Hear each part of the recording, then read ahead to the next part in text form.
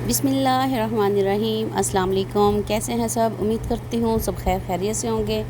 जहाँ रहें खुश रहें, हैप्पी रहें, हेल्दी रहें। तो आज हम बनाने जा रहे हैं जी कुन्ना की रेसिपी। आपके लिए बहुत ज़बरदस्त और यूनिक रेसिपी लेकर हाज़िर हुई हूँ और आपको ये ज़रूर पसंद आएगी।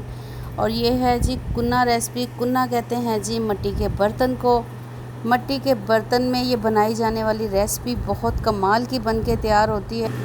तो ये मटन कुन्ना की रेसिपी जो है उम्मीद करती हूँ आपको पसंद आएगी। और अपने वीडियो को पूरा वॉच करना है और वीडियो को लाइक करना है, शेयर करना है और प्यारा सा कमेंट्स करना है। यहाँ पर हमने 1 कप जो है घी का इस्तेमाल किया है। और ये है जी हमारे पास प्याज, 2 से 3 अदद हमारे पास प्याज थे जो मीडियम साइज़ के थे, जो हमने बारीक काट लिए। तो उनको हमने ब्राउन नहीं करना था, उसका सिर्फ कलर चेंज करना था। ये आप देख सकते हैं। तो हमारे पास तकरीबन 1.5 केजी के करीब मटन था जो हमने इसमें ऐड कर दिया है। तो इसका कलर आप प्याज़ों का देख सकते हैं जी। हमने इसको बिल्कुल ब्राउन कलर नहीं दिया, सिर्फ नरम किया है। इसको भूनना नहीं है, इसको इसकी रेसिपी वो ख़राब हो जाएगी इस तरह से। बस हमने कलर चेंज किया और ये देख सकते हैं गोश्त का कलर भी चेंज हो गया। और ये जो प्याज हैं वो भी हमारे जो हैं इनका जो नरम हो गए हैं। और इसमें हमने 1.5 से 2 चम्मच जो है ना भर के हमने लहसुन अदरक का पेस्ट डालकर अच्छे से भुना है। और 1 टीस्पून हमने नमक ऐड किया है। और ये है 1.5 टेबल स्पून हमारे पास सुरख मिर्च, ये हमने ऐड कर दिया है। हाफ़ टी स्पून हमने हल्दी पाउडर इस्तेमाल किया है। और अगली चीज़ आएगी जी ज़ीरा। ज़ीरा जो है 1 टेबल स्पून हमने इस्तेमाल किया है इसमें। और ये है जी भुना कुटा ज़ीरा, सॉरी ये है जी धनिया। धनिया हमने जो है 1 टेबल स्पून इसमें ऐड किया है। और इसको अच्छे से अब करेंगे जी इसकी भुनाई, ताकि जो हमारे मसाले हैं वो कच्चे ना रह जाएं। तो इनको अच्छे से अब भुनेंगे हम। ये देख सकते हैं आप इस कंडीशन में आ गया हुआ है जी ये। और ये बहुत ज़बरदस्त माशाल्लाह से खुशबुएं दे रहा है। अभी इसमें कुछ और मसाले ऐड करेंगे, ये जैसे 4 से 5 अदद छोटी इलायची। अब बड़ी इलायची भी इसमें इस्तेमाल होगी, 3 से 4 अदद हम बड़ी इलायची का इस्तेमाल करेंगे। इसकी खुशबू बहुत ज़बरदस्त आती है। ये जी हमारे पास हैं कुछ चीज़ें, ये आप देख सकते हैं जी हमने इस क्वांटिटी में इस्तेमाल की हैं। इसमें अच्छे से भून लेते हैं। और खुशबुएं हर मसाले की अलग अलग खुशबू आ रही है, बहुत कमाल की खुशबू आ रही है। और अब हम इसमें करते हैं जी पानी ऐड। आपने ये तकरीबन हमारे पास 1.5 किलो था जी मटन, और 1.5 किलो ही हम इसमें पानी ऐड करेंगे, ठीक है।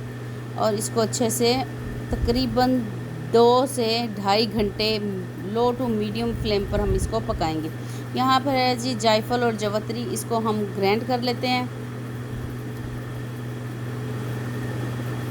तो इसके ऊपर देते हैं जी ढक्कन और इसको हम फ्लेम कर देते हैं बिल्कुल लो टू मीडियम।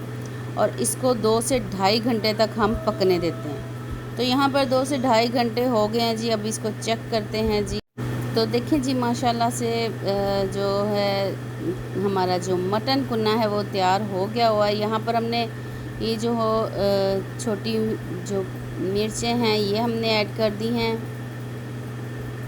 यहाँ पर वो जो हमने जायफल और जवतरी का पाउडर बनाया था वो हमने 1 टीस्पून इसमें ऐड कर दिया है।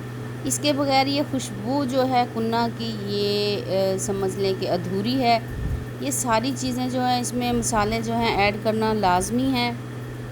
और यहाँ पर एक और चीज़ है जो मैं आपको जो अगला स्टेप जो है वो मैं आपको बताती हूँ कि इसमें क्या चीज़ जाने वाली है जिसके बगैर ये रेसिपी बनना नामुमकिन है।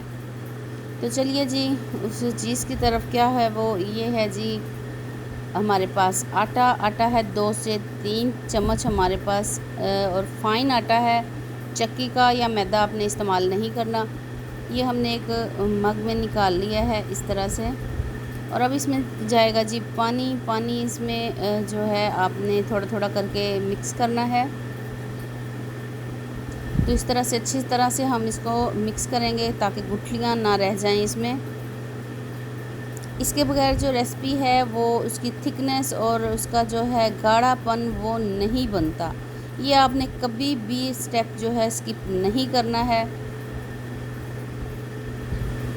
तो चलिए जी अब ये हमारी जो रेसिपी है वो रेडी हो गई है। तो अब हम इसमें ये ऐड कर देते। तो यहाँ पर आप देख सकते हैं जी इसकी थिकनेस। लेकिन अब हम इसको फिर मज़ीद 10 से 15 मिनट लो फ्लेम पर इसको पकने देंगे। तो यहाँ पर 10 से 15 मिनट हो गए हैं जी। माशाल्लाह से आप देख सकते हैं घी ऊपर आ गया हुआ है। और ये हमारी कुन्ना की जो रेसिपी है ये माशाल्लाह से तैयार हो चुकी है। और ये अब हम इसको डिश आउट करके आपको दिखाते हैं। गोश्त जो है वो भी अच्छे से गल जाना चाहिए। ये इतनी देर जब पकेगा तो गोश्त इंशाल्लाह से कमी नहीं रह जाएगी कि वो गले ना। तो ये देखें जी, हम एक प्याले में निकाल लिया जी। माशाल्लाह देख सकते हैं जी कितनी अच्छी खुशबुएं आ रही हैं और कितना अच्छी लुक दे रहा है।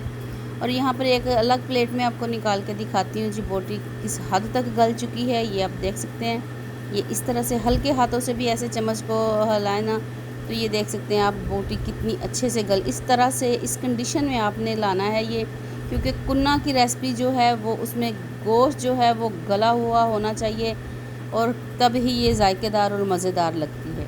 सख्त गोश्त जो होगा तो वो जायका नहीं देगा। तो इसमें हम लोग गार्निश के लिए वैसे ओरिजिनल रेसिपी में ये इस्तेमाल नहीं होता, लेकिन हमने इसकी गार्निश कर दी है। उम्मीद करती हूँ ये वीडियो आपको पसंद आई होगी। अल्लाह हाफिज़।